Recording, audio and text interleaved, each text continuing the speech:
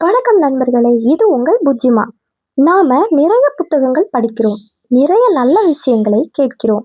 ஆனா கொஞ்ச நாள் கழிச்சு நாம் படிச்சதெல்லாம் மறந்துடுச்சு. இதனால எனக்கு என்ன லாபம் அப்படின்னு நாம நினைக்கிறோம். நல்ல விஷயங்களை கேட்கறதுனால நம்ம வாழ்க்கை மாறுதா இல்லையா அப்படிங்கிற சந்தேகத்துக்கு பதில்தான் இந்த அற்புதமான கதை. ஒரு அழகான மலை அடிவாரத்துல ஒரு வயசான தாத்தாவும் அவரோட பேரனும் வாழ்ந்துட்டு இருந்தாங்க. அந்த தாத்தா ஒரு ஞானி. தினமும் அதிகாலையில எழுந்து புனிதமான புத்தகங்களை படிப்பாரு. அவரோட பேரன் இதையெல்லாம் கவனிச்சுக்கிட்டே இருப்பான். அவனுக்கு தாத்தாவை போலவே ஒரு பெரிய அறிவாளி ஆகணும்னு ஆசை. ஒரு நாள் அந்த பையன் தாத்தா கிட்ட போய் கேட்டான், தாத்தா, நீங்க தினமும் காலையில இந்த விவேகமான புத்தகங்களை படிக்கிறீங்க. நானும் உங்களைப் போலவே படிக்க முயற்சி செய்கிறேன். ஆனா நீங்க படிக்கிற விஷயத்துல 1% கூட என் மண்டையில ஏற மாட்டேங்குது. படிச்சு முடிச்ச உடனே மறந்துடுது.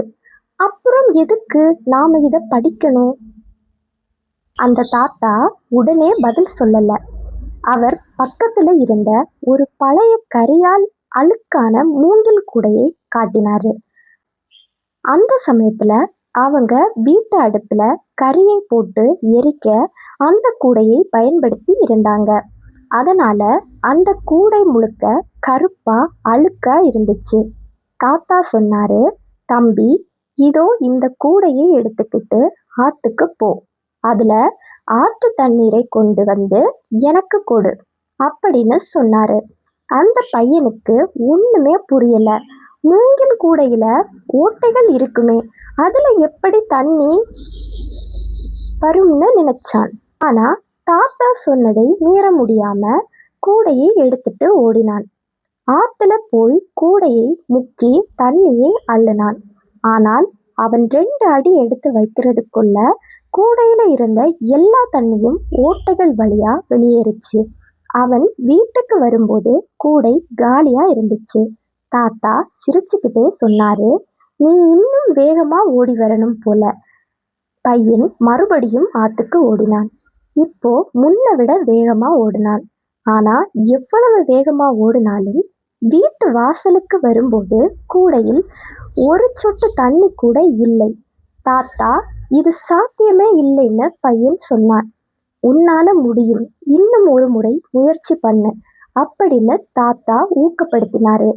பையன் 3வது முறை 4வது முறைன்னு ஓடிக்கிட்டே இருந்தான். ஆத்துல தண்ணி அள்ளுறதும் வீட்டுக்கு வரும்போது அது காலியாகிறதுமா இருந்துச்சு. அவனுக்கு தன் மேலேயே கோபம் வந்துச்சு. பையன் சொன்னான், தாத்தா, இது வீண் வேலை. ஒரு பாத்திரம் கொண்டு வந்தா நான் தண்ணி எடுத்துட்டு வருவேன். ஆனா இந்த ஓட்டை கூடையில தண்ணி நிக்காது. ஆனா தாத்தா அமைதியா சொன்னாரு, எனக்கு ஒரு குடம் தண்ணி வேண்டாம். இந்த கூடையில கொண்டு வர்ற தண்ணி தான் வேணும். இன்னும் ஒரு முறை எனக்காக ஓடு. பையன் 10வது முறையா ஓடினான். அவன் ஓடும்போது அவனுக்குள்ள ஒரு விஷயம் தோணுச்சு. தண்ணி வரலனாலும் பரவாயில்ல, தாத்தா சொன்ன வேலையை செஞ்சே ஆகணும். அவன் இப்போ தண்ணிய பற்றி கவலைப்படவே இல்லை. ஓடுறதுல மட்டும் கவனம் செலுத்தினான். பையன் மூச்சு வாங்க திரும்பி வந்தான். பாருங்க தாத்தா, இப்போதும் கூடை காலியாத்தான் இருக்கு. இதுல எந்த மாற்றமும் இல்லை அப்படின்னு கத்தினான்.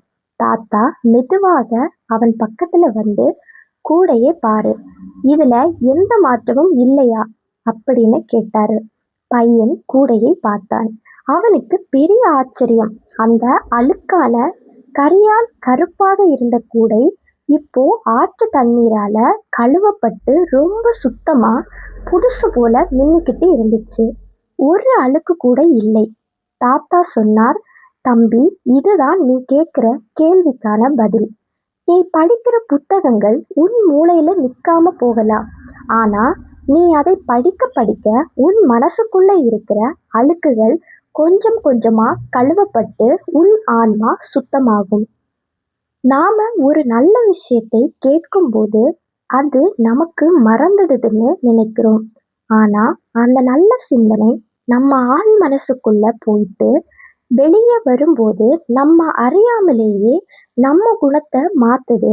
கோபம் குறையுது, பொறுமை அதிகமாகுது, மற்றவங்களை மதிக்க தோணுது. கூடையில தண்ணி நிக்கலைனாலும் தண்ணி கூடையை சுத்தம் பண்ணுச்சு இல்லையா? அதே மாதிரி தான் நீங்க கேட்கிற ஒவ்வொரு புஜ்ஜிமா வீடியோவும் உங்கள் வாழ்க்கையில உடனே ஒரு பெரிய மாற்றத்தை தராமல் இருக்கலாம்.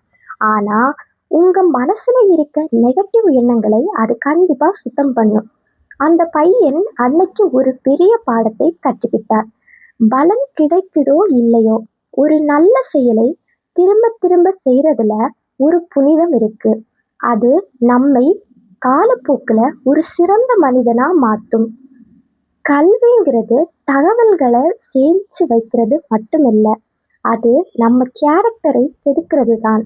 கூடை சுத்தமானது போல உங்க அறிவை விட உங்க பண்பு சுத்தமாகிறது தான் முக்கியம். இன்னைக்கு எல்லாமே சீக்கிரம் நடக்கணும்னு நாம நினைக்கிறோம். ஆனா சில மாற்றங்கள் மெதுவாகத்தான் நடக்கும். விடாம நல்ல விஷயங்களை படிங்க, நல்ல மனிதர்களோட பேசுங்க. ஒரு நாள் நீங்களே ஒரு அழகான சிலையா மாறி நிற்பீங்க.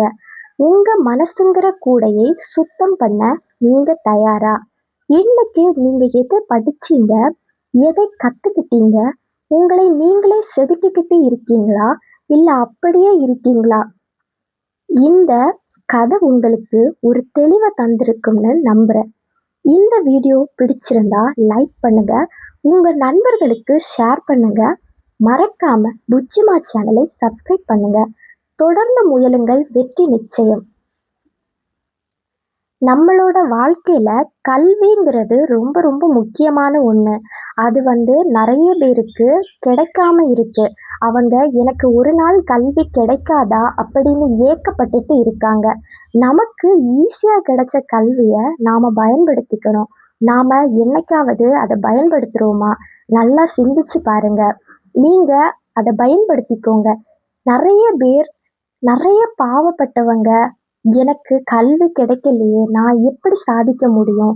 எல்லாரும் நிறைய சாதிக்கிறாங்களே, என்னால் எது சாதிக்க முடியும்?